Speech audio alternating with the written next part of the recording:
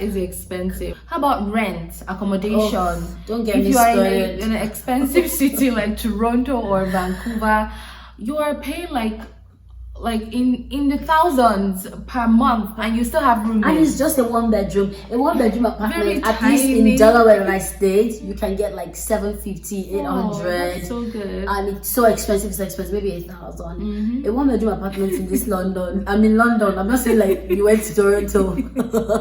You're not living in Vancouver. You're in London, and it is like 1,000, 1,200 and everything.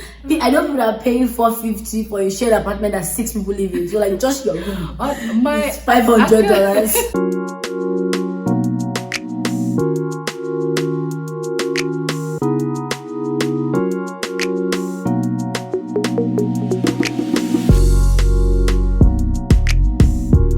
Hello everyone, welcome to another exciting episode of Ask Mo. My name is Mo and I am a lawyer licensed to practice law in the province of Ontario and also in Nigeria. I create content for internationally trained lawyers who want to requalify in Canada. I also create content for graduate students and for people who are looking to settle down and succeed in Canada.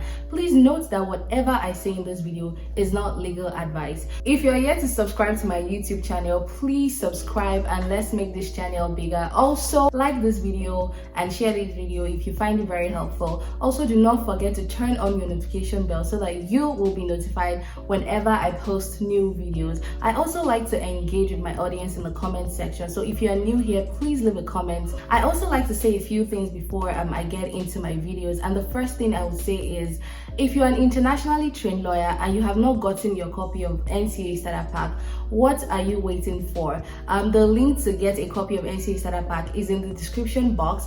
Also, a lot of the information that I put out on my YouTube channel and in some of the articles that I write are general information. So if you still have very specific questions and you like us to sit down so I can address your questions and we can also figure out a way forward, you can do that by booking a one-on-one strategy call with me, and the link to do that is in my description box. So in today's video, I have a very special guest with me. Her name is Dr. Omunagbe, and we're going to be talking about graduate school in the United States and graduate school in Canada. And I believe that she's the best person for this video because she has experiences from both countries. But before we get into today's video, I would like to talk to you guys about Get In Consulting. Get In Consulting is a consulting company that helps graduate students with their graduate school application. So if you're a graduate student and you're looking for funding or a scholarship, or you have low undergraduate scores and you just don't know how to get into your desired graduate school, Get In Consulting will help you with all of that. They will also teach you how to reach out to your supervisor beforehand, and just everything that has to do with graduate school. I will leave the link to their resources in the description box, and I will also leave the link to their website in the description box. So if you're interested in purchasing any of their resources, make sure you use my discount code, which is MOYO 10, so you can get a discount. Dorcas, I'm very excited to have you here today on Ask Mo, and I'm very sure my viewers are also very excited to have you here and to hear what you have to say. And I know that you are the best person for this video because you have two graduate degrees. You have one from the US and the other one from Canada. So I want you to tell us all about that. But before you do, in this video, we're going to be comparing graduate school in the US and graduate school in Canada. We're going to be talking about fees, funding, scholarships, immigration, getting a postgraduate work permit. I don't know if it's called that in the US, but you let us know all about that. We're just basically going to be comparing graduate school in both countries, and Dorcas, who has experiences from both countries, will tell us everything we need to know. So Dorcas, please introduce yourself and let's know more about you. I got my master's degree in communications from the University of Delaware in the US, and then I came down here to Canada, London, Ontario, for a graduate certificate in public relations and corporate communications in Fanshawe College. And the reason why I did that, because I felt like there was a knowledge gap. After about 1 year after my master's degree, I couldn't really get a job because when I started looking through the job descriptions and everything, I found that there was still a lot that I did not know and I did not have and I did not learn during my master's degree program, even as comprehensive as it was. Why don't we start with the application process in the US and in Canada? How are they different? Okay, so I found that most schools in Canada would require an agent. Right? Would require an agent. You have to get an agent to go through the application process for you, and they have like a list of the agents that work with them on their sites, and then it just is part of it. But in the US, not necessarily. So if you use an agent, you're just using an agent for your own convenience, basically. Of which I tell people, like, why are you using an agent? You have a laptop, you have Wi-Fi, you literally can do everything that the agent wants to do for you. But I also, to be fair, I also find that people like get really worked up about like important applications, and they're just like, oh my god, I don't know, and then they get so worked up that they mess everything up. And people get busy too, you know. I'm team no agent. I did everything myself, all my application, my PR application, everything I did it myself, and we did it ourselves. But I know that some people are very busy, and some people don't have the time to, you know, to do this application. So if you think you need an agent, go for it, right? You know, everybody is different, but the truth is you can do it yourself. You definitely can do and it yourself. I feel like you would even do a better job because it's your application. You know what you want, you know how you want to tailor your application, you know what schools you want to apply to, you know what schools do your program. So I feel like you will be in the best position to do a better application. And then don't be afraid to send the schools you're applying to emails. They are there. They would respond to you. Trust me. My sister, like, she sent to school so much emails that they told her, like, can you like chill? Can you like chill? Let's even reply the previous ones that you sent. So they're there for you. If you have any questions, like, you know, send them questions. They would answer you. So you're getting feedback like directly from them. You're not guessing anything. Have a question about it, type an email, send it to them. And they'll respond to you. And they're always happy to respond. Yes, they are. The visa application, which application did you find easier? Was it that of the US or that of Canada? I would say Canada because everything is pretty much online. So you're just like, it's like online, and you're only at the point where you need to like send your passport and then they send it back to you and all of that stuff. But I think the US, although you do part of it online, there's still a lot of like hassle with like going to the embassy, lining up with your I-20 and all of that stuff. Okay, so let's talk about fees. Which country do you think is more expensive? Because honestly, international fees, we all know that international fees are way more expensive than, you know, the fees domestic students have to pay. So which country do you think is more expensive? Graduate school is expensive. Thank you for putting it down there. Graduate school is expensive, but don't let that scare you away because you have many options. Like most said, we did a video on university and colleges. The college might just be best suited for you, and you still have a graduate degree. So don't fall for the social repute that comes with like having a master's degree and everything. So that's also an option. And then like explore a lot of schools. Take your time. Start early. There are schools that are cheaper than most schools and all of that. So anyways, that said, graduate school is expensive, but I've also found that just by a little bit Canada is cheaper than the US. Really? Just by a little bit, because Canada schools can be expensive as well. Yes. But they have more cheaper options and that I found, and then just by small change. Does that mean that Canada is better? I don't know about that, but yeah, we'll come to that. So I found that like Canada is cheaper than the US. Well, that's good. Yeah, so if you're trying to decide, you know, maybe you should explore schools in Canada. Now let's talk about funding opportunities. This is big for international students. So I've done several videos which I will upload, you know, after this, about how to apply for funding, how to apply for scholarships. So we're not really going to go into the details about how to apply in this video. So there are various funding opportunities. The first thing I would say about funding is get aware before you apply, before you come and everything. Get yourself aware and everything. But as per funding, the US has more funding opportunities. Tell them. The US has more funding opportunities. So I'll break down a couple of them. But I find that some Canadian schools have those as well, but it is hard to find. But a lot more schools have it in the US. They have more grants, more government grants, more money allocated for things like that than most schools would have. Okay, so the first thing is teaching assistantship. Again, like I said, for everything that I'm saying, do your own research before you apply so that you can apply early, basically. So teaching assistantship is that you're teaching in school and then you get paid for teaching, and then your tuition is paid. That's nice. That does sound good. So as an international student, all you have to do is like take some English test. I think if you already have your TOEFL, that might go.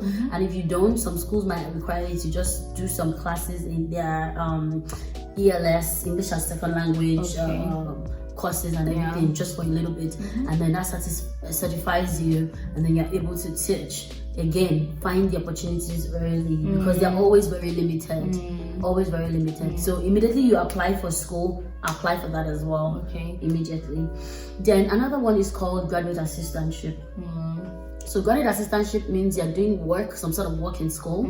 You're getting paid, and then your tuition is also covered as well. Is that the one you got? So that's the one I got as well. So I was working as a student advisor for undergraduate studies for my college, and then I was getting paid. I'm not going to say the amount, and then my tuition was also covered. Again, these opportunities are very, very limited. I'll tell you what. In my case, in my first year, I didn't get any funding. Oh God. I paid through my nose. And then I only got my opportunity in the second year. And that's because I didn't particularly apply late, but people had applied way before me. And they knew about the opportunities as they were applying. I only knew about it when I got to school. And the positions are already filled, you know, and school is on and everything. And then it's so hard to find one because you want to wait for the next year, but people are also coming in the next year as well. So it makes it really difficult. That's why I say you have to get it like from the beginning as well. And it might not be designed like that in most schools, but in all schools rather, but most schools have that design. You just work in school and then like you get paid and then your tuition is also covered. For sure, the University of Delaware has that. Good. And the University of Western Ontario, if you are looking for a school in Canada that has that, University of Western Ontario has that. And like I said, I have done, you know, several videos with graduate students who got funding, and they will tell us more about that. Oh, okay, awesome. Now the third one is research assistant, which is common more with students in STEM. So STEM is science, technology, engineering, and math. And that is in the US, right? In the US, right? Any program that falls under any of those categories. So you can be a research assistant and everything. Find your supervisor in time as you apply. All of that. Have all of those conversations, and then you secure a position as a research assistant. So that means you're making contributions towards a particular research that the department or something is doing, and then you get paid, and the tuition is also covered, and all of that. So you know, so those are the three major ones, and then there's like other scholarship opportunities aside from all of this. You can get 50% scholarship, 20% scholarship, 100% scholarship. But how would you know if you don't ask questions? Send them those emails. Ask them, ask people. Send the schools those emails. When you send an email to the graduate school in general, narrow it down. Send an email to your department. Because money goes to departments, allocations go to departments and colleges and all of that, and they know how they share it in that department. So send specific questions to your department as well to get funding. So I feel like another important thing to talk about is writing an English test before you get into graduate school. So I know in my case I did not have to write any IELTS test or any TOEFL. I didn't take any English test. I don't know if that's the same in the US as an international student. So in Canada they ask more for IELTS, and then in the US they ask me for TOEFL. Really? Yes, that I found. I mean, they ask for both, but like Canada really IELTS as well. Another good thing is that most schools are updating themselves to learn that students from specific countries have been taught in English all their life. English is the language of education, and they're proficient in it like all their life. So they're updating their list to include more countries. So that's one thing you should also check as well. What country is exempted from taking an English test for this school and all of that. So that way you're able to, don't waste your time paying that much for the English test. You do that as well. So that's one. Then aside from that, some schools will take a letter of proficiency. That was my experience. Exactly. I didn't need to write a test. I just got a letter of proficiency saying that I was taught in English all through my undergrad. Exactly. So they need to just know, the letter of proficiency will just say that this person has been taught in English. English is language of education in our school, and taught so courses and all of that stuff. And then like you'll be good to go. So again, just send them an email. Oh, hi there, I have this letter of proficiency, blah blah blah. I hope that can go as a waiver for my TOEFL test. and you're good to go as well. Again, it depends on the country you're coming from. We are Nigerians and we didn't have to write an English test because English is our first language in Nigeria. Yeah, so find out, again, do your research, find out all of that before you go spend money and register for the test, and you might not even need it anyways. Let's talk about life in school. Are you able to work as an international student while you're in school? Let's start with the US. Okay, so in the US, as an international student, you can only work in school. Really? Yes, in school for 20 hours alone. You can only work in school. You can 20 work hours per week. Per week, yes, in school.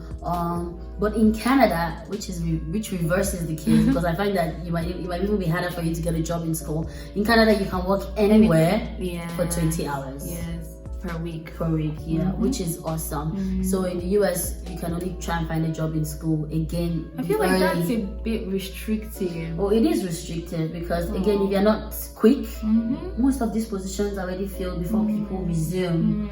Remember that there are students in that school before you got there that are also looking for jobs and changing jobs and all of that stuff, all of that going on. So try and get an opportunity before you go. In the sites, there's like listings, job listings, students this, whatever. Try and secure one before you get there. So how does maintaining your illegal status, as a student while you're in school, how does that go in the US? Okay, so in the US, I would say first thing I would say is keeping in touch with your Office of International Students. They'll always keep you updated. But for the US, I would say that no matter what you do, don't let your I-20 expire